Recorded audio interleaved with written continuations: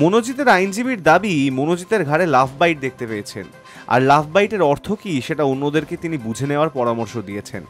সেই সঙ্গে তিনি আরও বলেন, প্রসিকিউশন এই খবর দিচ্ছে যে গায়ে আঁচড় পাওয়া গিয়েছে। প্রসিকিউশন কি এই কথাটা বলছে যে মনোজিতের ঘাড়ে একটা লাফ বাইট পাওয়া গিয়েছে? যদি ধর্ষণ হয় তাহলে কোনোদিন লাফ বাইট পাওয়া যায় না। আমি মক্কেলের সঙ্গে দেখা করে এটা বলছি। मुझे कोई नाखून का दाग मुझे नहीं नज़र में आया, मुझे तो नहीं आया, लेकिन मुझे यहाँ पे एक दाग नज़र आया जो ब्लैक स्पॉट हो गया था। पहले जो लाल रहता है उसके बाद वो ब्लैक बन गया। ये स्पॉट मुझे पता चला। जब मैंने पूछा ये कैसे हुआ, तब तक पुलिस वाला आके उसके लेके चला।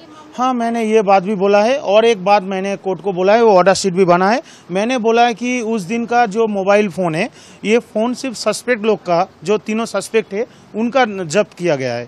लेकिन मैंने बोला जो डिफेक्टो कंप्लेन है, मतलब कि रेस्पेक्टेड जो विक्टिम लेडी है, उसका फ़ोन भी जब्त किया जाए, फॉरेंसिक में भेजा जाए, और उसका जो कॉल रिकॉर्ड है अर्थात सीडीआर जो है वो भी लाया जाए कोर्ट के सामने, ताकि वो उतना टाइम तक क्या क्या कर रहा था और कहाँ कहाँ क्या क्या प्लान बना रहा था। इसीलिए কসবা আইন কলেজে গণধর্ষণের ঘটনায় মূল অভিযুক্ত মনোজিৎ মিশ্রের বিরুদ্ধে গুরুত্বপূর্ণ সূত্র পেয়েছে পুলিশ। অভিযুক্তের শরীরে নির্যাতিতা তরুণীর নখের আঁচড়ের চিহ্ন পেয়েছেন চিকিৎসকেরা। পুলিশি সূত্র জানাচ্ছে, এটা থেকে স্পষ্ট আক্রমণের সময় নির্যাতিতার সঙ্গে অভিযুক্তর মধ্যে প্রবল ধস্তাধস্তি হয়েছিল। এদিকে অভিযোগকারিনীর বয়ানের সঙ্গে পারিপার্শ্বিক তথ্য প্রমাণ হুবহু মিলে যাচ্ছে। পাশাপাশি আলিপুর আদালতে শুনানির সময় সরকারি আইনজীবী সৌরিন ঘোষাল এক চাঞ্চল্যকর তথ্য সামনে আনেন।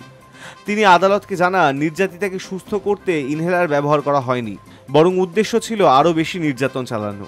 এই বক্তব্য আদালতে শুনিয়ে সরকারি পক্ষ দাবি করে, মূল অভিযুক্ত মনোজিৎ মিশ্র এবং তার দুই সহযোগী জায়েব আহমেদ ও প্রমিত মুখোপাধ্যায় অত্যন্ত পরিকল্পিত ও নৃশংসভাবে এই অপরাধ ঘটিয়েছে। ছাত্রীর ওপর যাতে আরও নির্যাতন চালানো যায় তাই তাকে ইনহেলার এনে দিয়েছিল অভিযুক্ত মনোজিৎ মিশ্র। এতটাই বেপরোয়া ছিল সে। আদালতে শুনানি চলাকালীন এমনই অভিযোগ করেছে সরকারি আইনজীবী।